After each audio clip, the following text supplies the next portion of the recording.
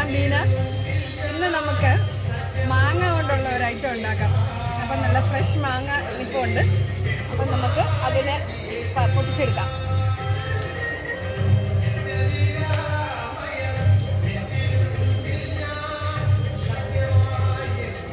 ഞാൻ നാട്ടിൽ നിന്ന് പറിച്ചുകൊണ്ടുവന്ന മാങ്ങയാണ്. അത് വെച്ച് നമുക്ക് ഇന്നൊരു അടിപൊളി അച്ചാറുണ്ടാക്കാം.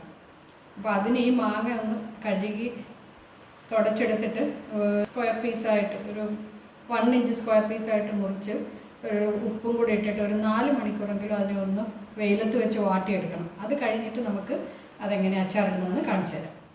അപ്പം നമ്മൾ ഒരു 4 മണിക്കൂർ ഉപ്പ് വിട്ട് വെയിലത്ത് വെച്ച് വാട്ടിയെടുത്ത മാങ്ങയാണിത്.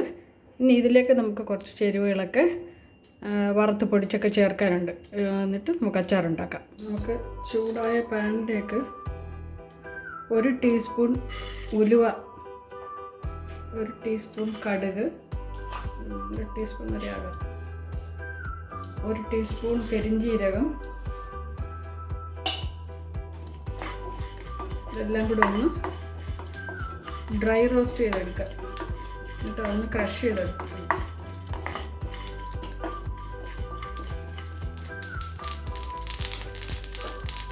അത് ചൂടായിട്ടുണ്ട്. ഇനി നമുക്ക് അതിനെ ഒരു പാത്രത്തിലേക്ക് മാറ്റാം. ഇനി തീ ഓഫ് ചെയ്തിട്ട് ആ ചൂടായ പാനിലേക്ക് തന്നെ ഒരു 1/2 ടീസ്പൂൺ കരിഞ്ജീരകം, ഒരു 1/2 ടീസ്പൂൺ അയമോദകം, അതൊന്ന് ജസ്റ്റ് ചെറുതായിട്ടൊന്ന് ചൂടായാൽ മതി. അധികം ഇട്ട് ചൂടാക്കണ്ട, ജസ്റ്റ് ഒന്ന് ചെറിയൊന്ന് ചൂടായാൽ മതി.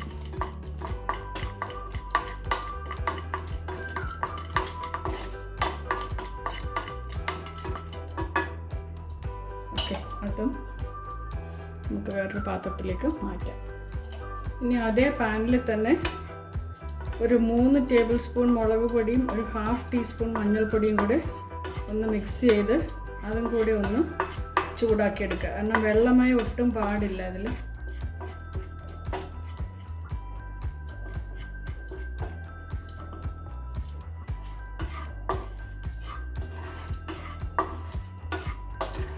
ചൂടായിട്ടുണ്ട്.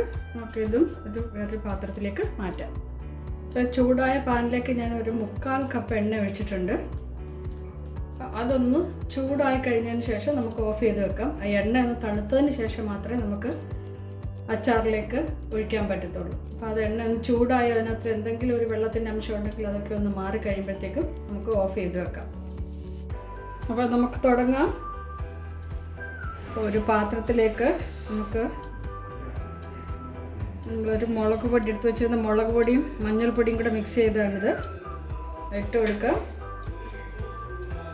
ഇത് അതിൻ്റെ കൂടെ ഉലുവയും പെരിഞ്ജീരകവും കടുകും കൂടെ ക്രഷ് ചെയ്തെടുത്തത്, അതിൻ്റെ കൂടെ ഒരു 1/2 ടീസ്പൂൺ കായപ്പൊടി,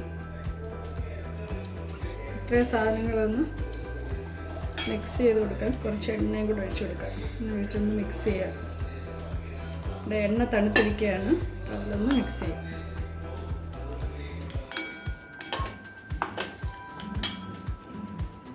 ഇതിലേക്ക് നമ്മൾ മാങ്ങ ഇട്ട് കൊടുക്കാം.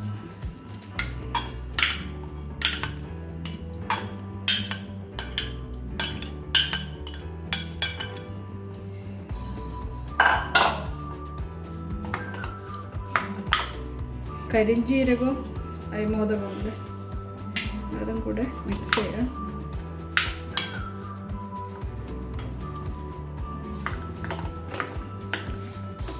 ഉപ്പുണ്ടോ എന്ന് നോക്കിയിട്ട് ആവശ്യത്തിന് ഉപ്പും കൂടെ ഇതിൻ്റെ കൂടെ ചേർത്ത് മിക്സ് ചെയ്യാം. ബാക്കി എണ്ണയും കൂടെ ഒഴിച്ച് കൊടുക്കാം. ഇതിലേക്ക് ഒരു 2 ടീസ്പൂൺ ഉപ്പും കൂടെ മിക്സ് ചെയ്യാം. ഉപ്പ് ഞാൻ ഇട്ടിട്ടില്ലായിരുന്നു നേരത്തെ. ആദ്യം നമ്മൾ വെയിലത്ത് വെച്ച് വാട്ടാൻ വേണ്ടിയിട്ട് ഇട്ട ഉപ്പ് മാത്രമേ ഉള്ളായിരുന്നു. സോ ഈ ഉപ്പും കൂടി ഇട്ട് മിക്സ് ചെയ്യാം. ഈ അച്ചാർ എത്ര നാൾ വേണമെങ്കിലും ഇരിക്കും. നമുക്ക് കുറേ ദിവസം കഴിഞ്ഞിട്ടേ ഇത് എടുക്കാൻ പാടുള്ളൂ. ഒരു മാസമെങ്കിലും ഇരുന്നിട്ട് എടുക്കുകയാണെങ്കിൽ അത്രയും നല്ലത്.